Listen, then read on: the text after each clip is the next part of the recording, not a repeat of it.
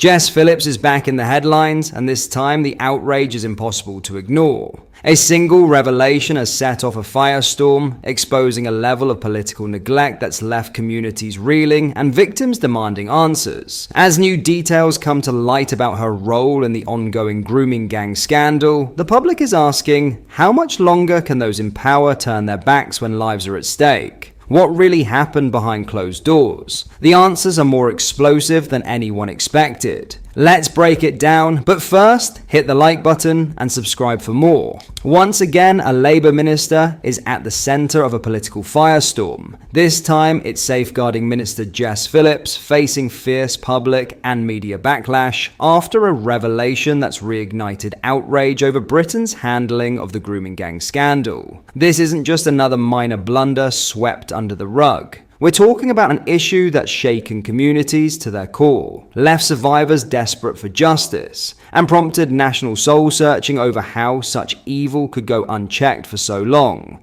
So when a government minister appears to brush off a council's urgent plea for help, people pay attention and they get angry. Here's how it unfolded. Back in December, Oldham Council, deeply troubled by its own past failures and the rising public pressure for answers, reached out directly to the government. The council's chief executive wrote to Home Secretary Yvette Cooper, urgently requesting a meeting. The goal? To discuss how Oldham could improve its safeguarding services in the wake of shocking revelations about local grooming gangs. They were seeking government leadership, guidance, and most of all, accountability. But instead of the decisive action and hands-on support the people of Oldham were hoping for, what they got was a polite but dismissive letter. Not from Cooper herself, but from Jess Phillips, the new Minister for Safeguarding. The message was clear. Neither she nor the Home Secretary would be able to meet the council's leadership, citing the demands on our time. In other words, too busy. It didn't stop there. Phillips suggested that rather than speaking with her or Yvette Cooper, Oldham should look to other areas that had already commissioned successful inquiries into similar scandals. Engagement with other areas that would be more helpful for you at this stage, she wrote. And with that, she wished them every success in restoring public confidence in their child safeguarding services. A line that, for many, rang hollow and patronizing, considering the severity of the issue at hand. If this had stayed behind closed doors, it might have quietly faded into the background, but just 2 weeks later, the national media exploded with coverage of Oldham's grooming scandal, thanks in large part to a GB News investigation. Suddenly, the public spotlight was shining directly on Jess Phillips and the Home Office. The question everyone was asking, how could the very people in charge of protecting vulnerable children be so unwilling to meet with a council begging for help? The backlash was immediate and ferocious. Elliot Keck, head of campaigns at the Taxpayers Alliance, who uncovered the incriminating letter, spoke for millions of frustrated Britons when he said, "The millions of Brits who have been horrified by the scale of this problem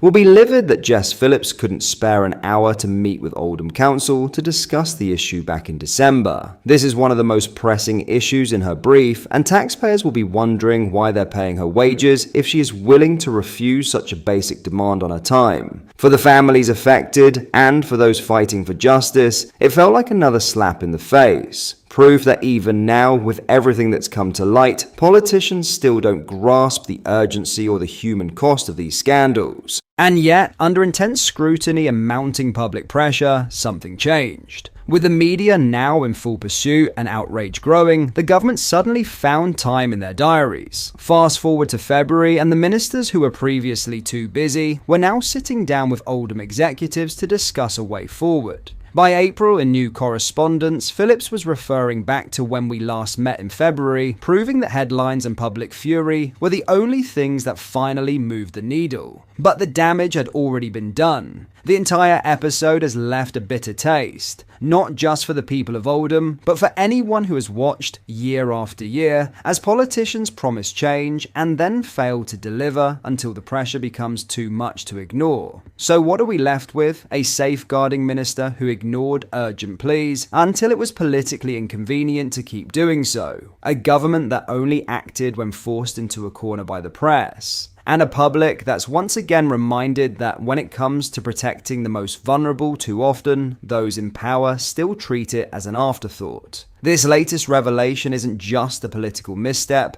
it's a damning indictment of a culture that waits for outrage before it acts. For Jess Phillips, the backlash is only getting louder. For the victims and their families, the fight for justice and real reform goes on. And for the rest of the country, this is yet another dark chapter in a scandal that shamefully refuses to end. In other news, a failure of leadership and bureaucratic paralysis is forcing record numbers of experienced officers to quit UK policing, former Home Secretary Suella Braverman has claimed. Braverman spoke exclusively as South Australia Police launch a campaign to recruit hundreds of disillusioned British bobbies. The former Home Secretary said the brain drain of experienced officers was increasingly leaving forces here without the key skills they need to police effectively. A delegation from South Australia Police arrived in the UK this week for a series of recruitment sessions in key cities over the next fortnight. South Australia's Police Commissioner Grant Stevens appeared in a tongue-in-cheek social media ad, which saw him standing in the sea wearing beach shorts and urging experienced officers to think about relocating down under.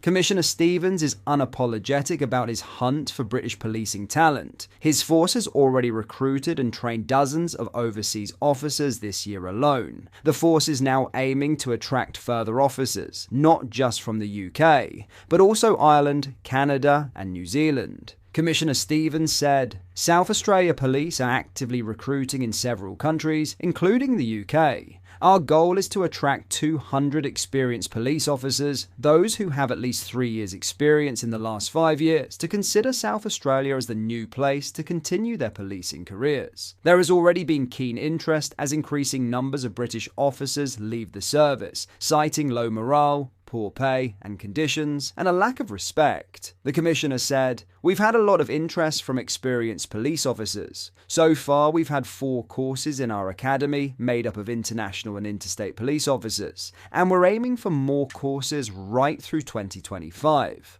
Although Suella Braverman said she fully understood the desire of police in Australia to recruit from a pool of experienced officers, she told GB News it pointed to a crisis within British policing. Her comments come amid fresh indications that record numbers of experienced UK police officers are considering quitting. A survey last month by MetFriendly, a financial services firm, found an alarming rise in officers considering a different career.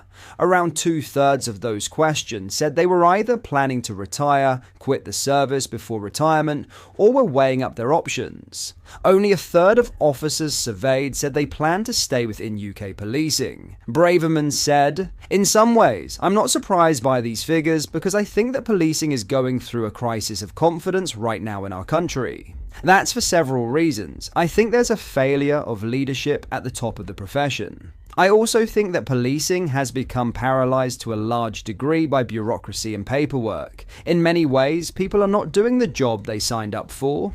Before his move to Australia, Chief Inspector Scott Collins had been a detective sergeant with Thames Valley Police. "I suppose the reason I left the UK was because I was seeking a better lifestyle for myself and my family while still continuing in a career that I really enjoyed. I suppose policing has its complexities wherever you are in the world, but we all wanted to join to help people. And what I really love about South Australia Police is the relationship it has with the community, allowing me to get back to those core reasons why I joined. But the more officers who decide to quit Britain for policing overseas, the deeper the retention crisis within UK policing will become." Suella Braverman said, "What needs to be done is we need to empower the police. They need to know that they won't be thrown under a bus, either by a chief constable or the collective commentariat, if they are doing their job within and law and reasonably. If we are losing that resource, it is very worrying because we won't have the police officers to respond to violent incidents, to riots. We won't have the resource to be deployed when there are problems." What are your thoughts on what we discussed in today's video? Let me know down in the comment section below. If you have not yet already, make sure you do drop a like on this video and subscribe to the channel for more British content. Thank you, take care, goodbye.